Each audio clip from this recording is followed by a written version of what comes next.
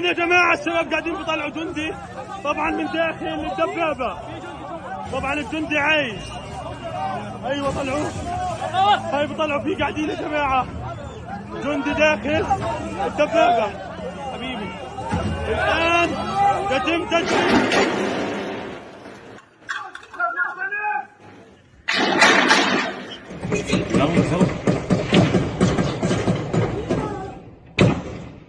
תזיז את הראשים שלכם מפה, תזיז את הראשים. גם אתה. אותי לא. עכשיו! מאמי.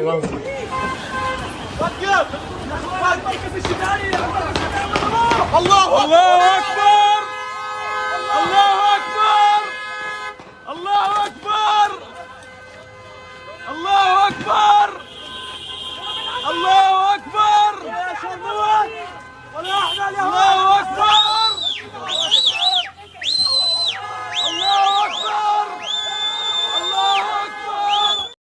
Those images are only some of the dramatic and disturbing images coming out from Israel in the last few hours. I'm Barkha Dutt, you're with the Mojo story. We're seeing an unprecedented attack that has taken place in Israel. Hamas has attacked Israel with thousands of rockets and also crossed the border using paragliders by air and on ground. We're going to be talking about the geopolitical implications of this. India has stood in solidarity, firmly in solidarity with Israel. The Prime Minister tweeting just moments ago on how he condemns this terror attack on Israel.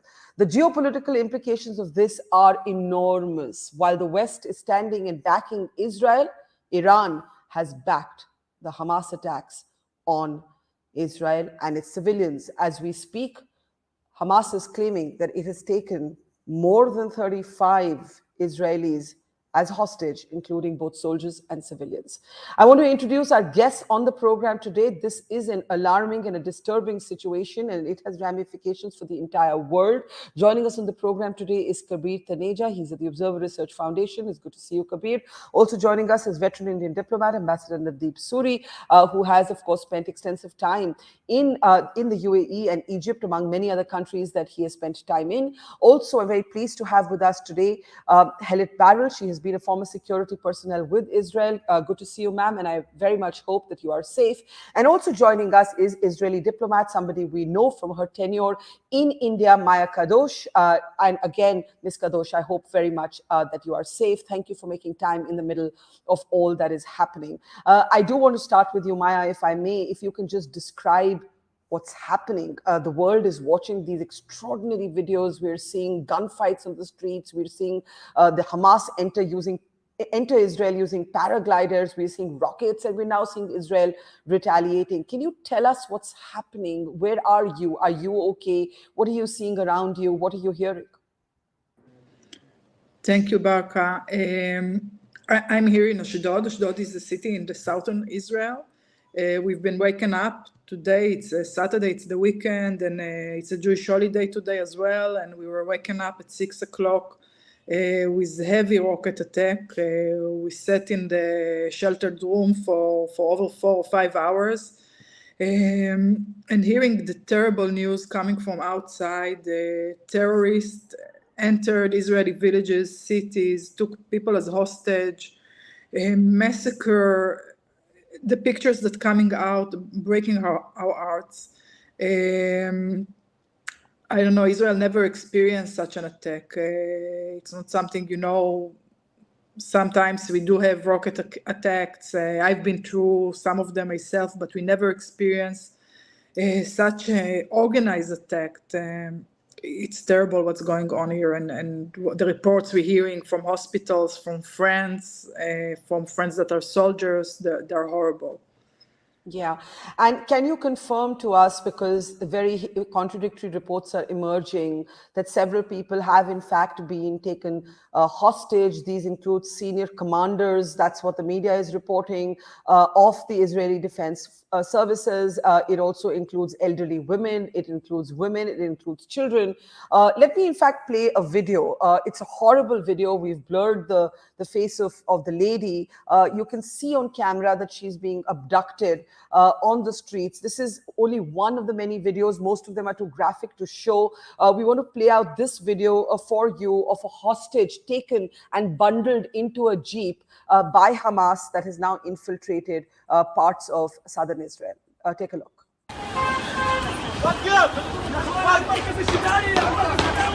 الله أكبر الله أكبر الله أكبر الله أكبر الله أكبر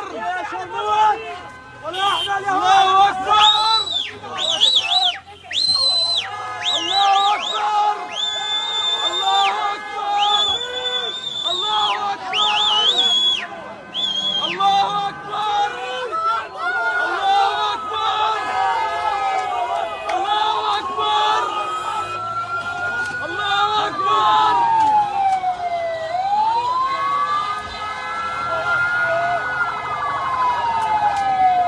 في الجو تسلم ايديكم الله اكبر تسلم ايديكم مجندة الله اكبر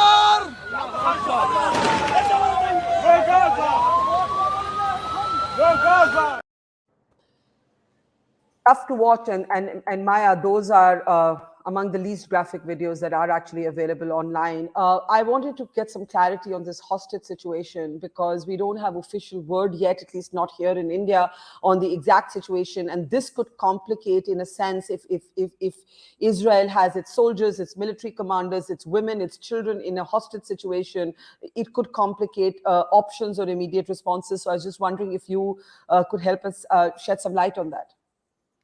We see the same media and video as you do. We still don't have any official confirmation on our side. I'm sure the IDF is doing everything in its power to make sure all Israeli citizens are safe, and we don't have any official data beside that. I want to bring in Helit Barel again. I hope very much that you are safe, and thank you for making time in the midst of all that's happening. You have actually been and served in the Israeli security. Have you ever seen anything like this before, ma'am? And we just lost her right there. I'm sure she'll be able to reconnect soon, I hope. Navdeep, oh, there you are. Helit, go ahead. Yes? We can't hear you. Can you hear us? We can't hear you. We can't hear you. If you can rejoin, and I'll bring in Navdeep. But before I bring in Ambassador Suri, I just want to play out a comment. Okay, sorry, I'm going to try Helit again. Can you hear us? Please go ahead if you can. Let me unmute you 1 minute. Okay, we lost her. Navdeep, what I'm going to do is, we've had a very strong statement from the Prime Minister, from Prime Minister Modi, and in response, the Israel envoy to India has also issued a statement. I'm just going to play that and come straight to you, and hopefully we can reconnect with Ms. Barel right after that. Let's listen to what the Israel envoy to India has said moments ago.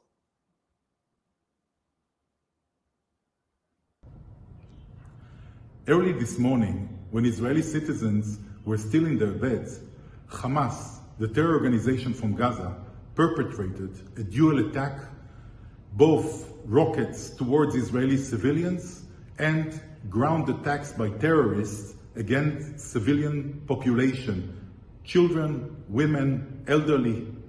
They have killed many and captured others. Israel will retaliate. Israel will go after the perpetrators and make sure they cannot repeat this kind of atrocities again. Thank you to the Indian people and to Prime Minister Narendra Modi ji for your very strong moral support to Israel. We will prevail. Thank you. Ambassador Suri, I want to bring you in. Very unambiguous statement. In fact, the Saudis had a more of a middle path statement calling for a cessation of hostilities. India has a very unambiguous statement. It did not take any kind of middle ground. It very squarely said India stands in solidarity with Israel. It described what's happened as a terror attack by Hamas, though the Prime Minister's statement doesn't name Hamas. I just want you to come in on the geopolitical significance of both the Indian position and what has happened, and what is happening, rather, because it's going to happen right now over the next few days, and we actually don't know where it's headed. Well, Barkha, first of all, like many people in India, I'm sure not just the Prime Minister, but the people of India stand in solidarity with our friends in Israel at this point of time. Looking at the videos, looking at the reports that are coming, to me, it had a lot of shades of our own 26/11, when you had terrorists coming from Pakistan on boats and creating the rampage that they did. And if you recall, there were some explicitly Israeli and Jewish targets that those terrorists had attacked. Particularly post 26/11, we saw how cooperation between India and Israel on counterterrorism, on intelligence sharing, really took off in a different dimension.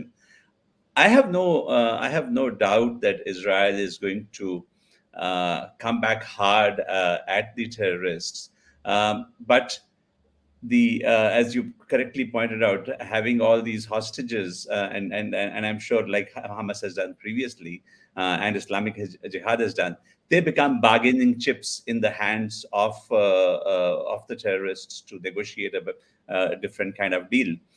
Yeah. Geopolitically, I think it comes at a really bad time, because we were just beginning to see some hope of the Washington trying to do a deal with Saudi Arabia. There was a lot of back and forth diplomacy. The Saudis seemed to be making some positive noises about getting the Palestinians on board.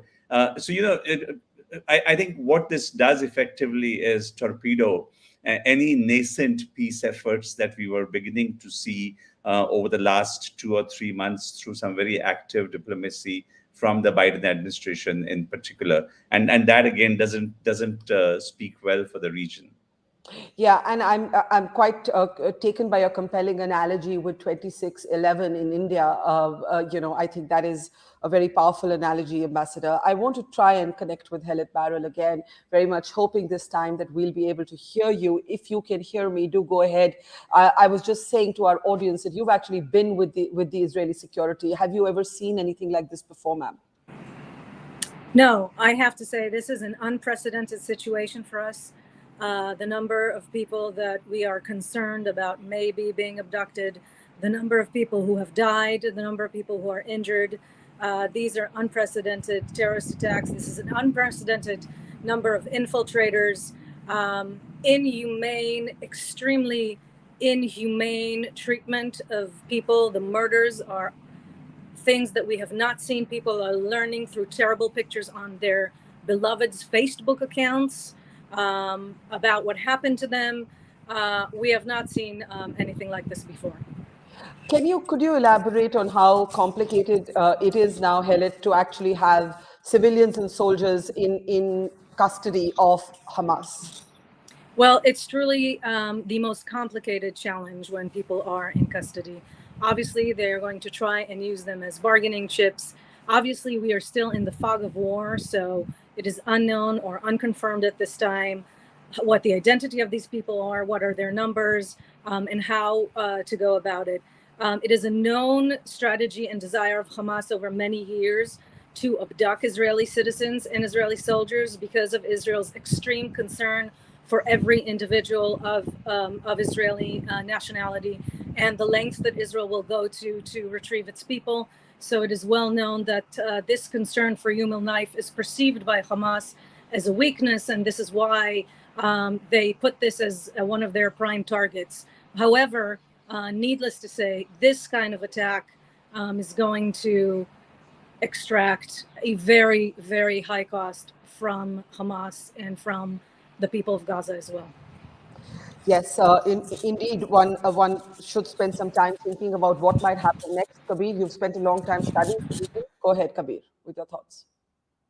Yeah, thanks, Barkha. And first of all, my solidarity with our friends in Israel as they deal with this terrible situation. Look, I think, it's some of the narratives in and around this attack. First and foremost, it is a very to pull off something like this at this scale is quite a complicated thing to do.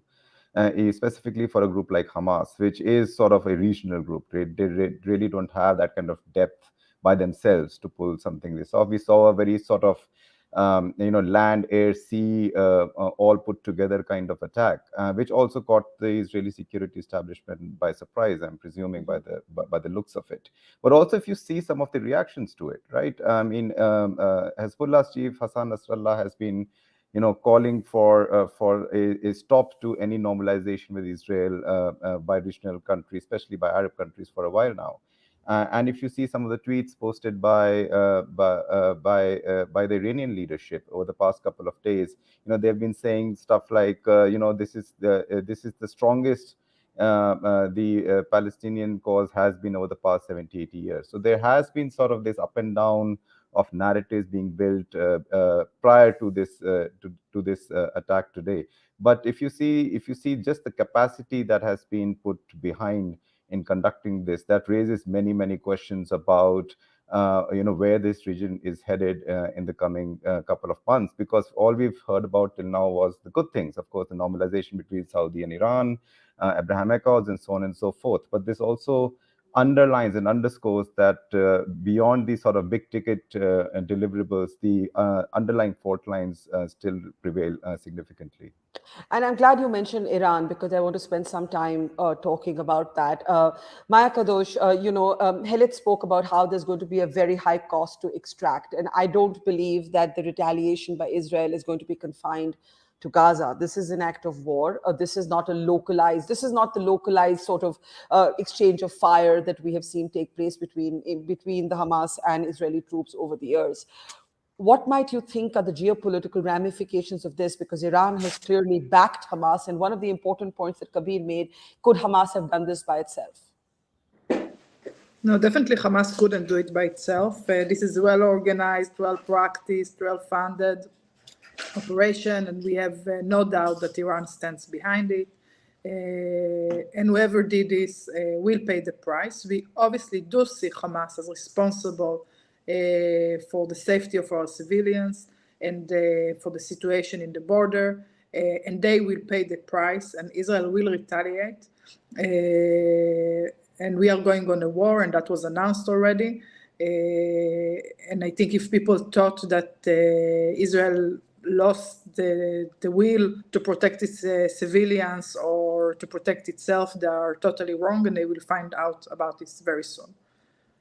Yes, and even as we speak, every minute there's a new horrific video, a drone being dropped on an ambulance, gunfights on the streets. And before I come to Helit again, I want to play out one such video as Hamas actually infiltrates into some of the towns and cities of South Israel and is actually going from home to home. Civilians, the Israeli government in a statement has said civilians are being slaughtered on the streets of Israel. I want to play out one video that might give you a sense of what's happening on the streets. Take a look.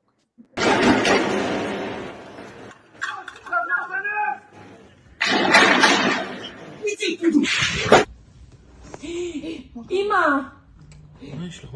Mommy!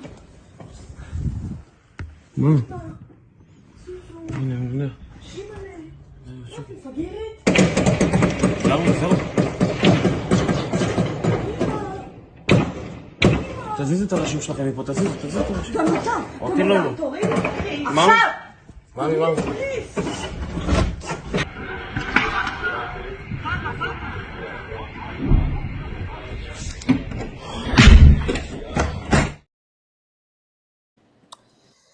Very difficult to watch. You can only imagine what the people of Israel are going through at this point. And again, our solidarity as Indians with what's happening. I want to bring in Helit, Barel, and then Navdeep, Suri. Helit, what are the challenges? What do you think the immediate priority is for Israeli security right now, especially given the complicated hostage situation? And that must be also demoralizing for troops, especially if, as media reports, in some instances, senior commanders have also, and soldiers have been taken hostage. What do you think might be the priority focus right now for the Israeli Defense Services? No doubt that the immediate priority, the number one challenge, is to get into the towns in the south and the kibbutzim, the rural areas, free everybody that can be freed. release anybody who can be released, deal with the terrorists that are still inside of Israel, account for each and one of those terrorists that are still in Israel to make sure they haven't infiltrated further in.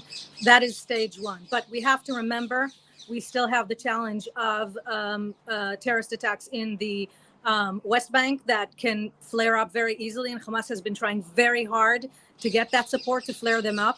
Hamas has been trying very hard to create flare up in the streets of towns where Arab Israelis and Jewish Israelis live together and create clashes there. So we have that second tier. And of course, there's a third tier where we have to be looking all the time. It's what's happening up north with in our front with Hezbollah, which is really all to say this is a war with Iranian proxies. Iran is pulling all the threads, as we know it does. And it's just a level of escalation, though, that will bring, unfortunately, to a different level of clashes in the Middle East, because Israel will never respond mildly to such an attack on its very territory. And do you think that might mean, in effect, an Israel-Iran conflict? I don't want to use the word war, so I use the word conflict responsibly. Again, it is very early to say who exactly is going to be identified and how it's going to be dealt. As you know, Israel does have, despite what we're seeing now, which are horrific sites, does have a very varied kit of tools as to how to address close enemies and far away enemies. And I don't think there's any need to specify at this point how it will play out. But this is definitely a level of escalation that will not go unanswered. And then all this stability that we've been hearing about, I don't think we're going to see a lot of it in the near term. Absolutely. Ambassador Suri, if I can bring you in. The Hezbollah has, in fact, issued a statement to Al Jazeera saying it's in close contact with what they call the Hamas leadership, and they're assessing the situation. You heard both Maya and Helit speak about, this is not going to go, this is not going to be a routine retaliation. Let's put it like this. This is not going to be a routine retaliation. Iran proxies have been mentioned. I think retaliation might go beyond proxies. Let me bring you in. As you mentioned, we were just looking at the Saudis and and that whole normalization process, and all of that has now gone awry. What might you think will be the immediate fallout, Navdeep? So I think, like Helit mentioned, I would be very closely watching Hezbollah because, if you've seen what Hamas can do, Hezbollah is a factor of 10 or 20 or 50 beyond that in terms of their assets, their resources, their capacity, and really are a state within a state in Lebanon. Were Hezbollah to jump into this, it would really escalate it to the next level, and I would feel badly, not just for our friends in Israel, but also for the poor Lebanese, because the last thing that they need is another problem, given the state in which their country finds itself today.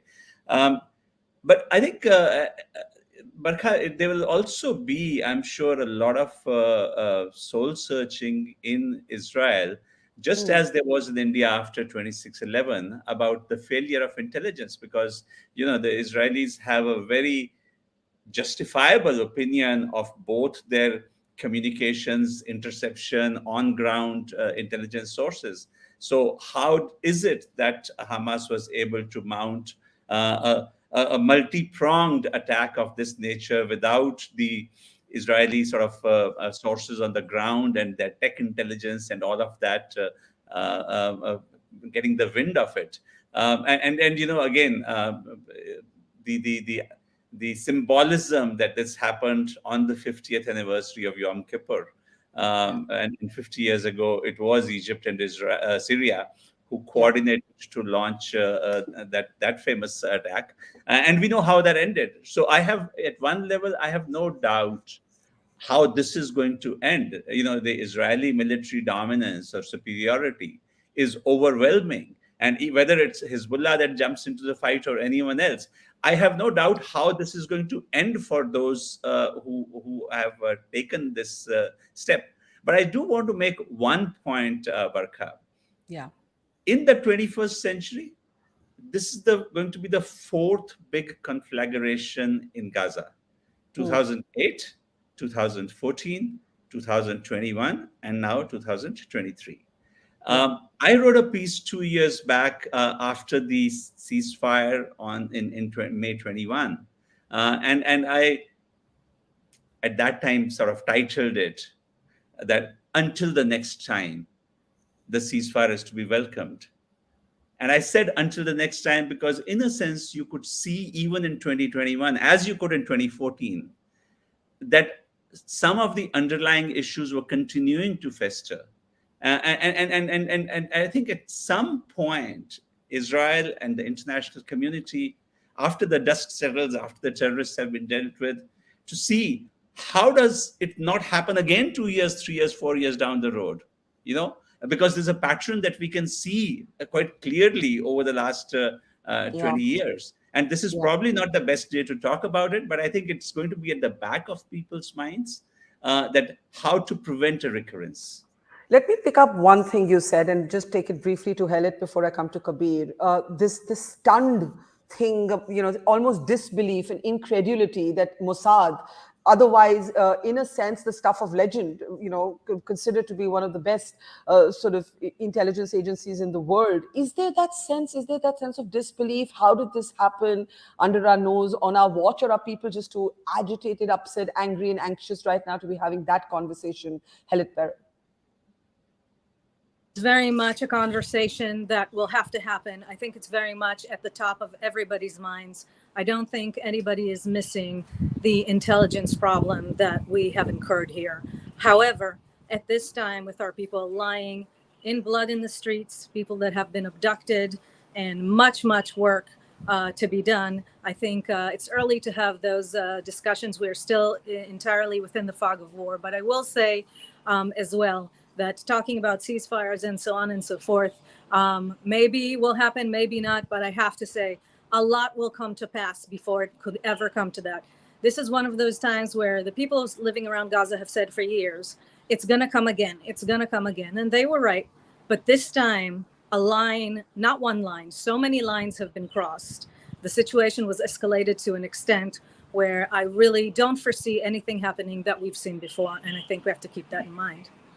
I think we'd all agree with you on that. And we'd also take the point that while the intelligence failure is glaring, with people lying on the street in pools of blood, with elderly women being abducted, this conversation will be postponed till people are being, are brought to safety. Kabir, on the larger implications, we've just seen a statement from Qatar, officially siding with Hamas. We are going to see the entire region, in a sense, destabilized if it was ever even in a state of fragile stability. Go ahead.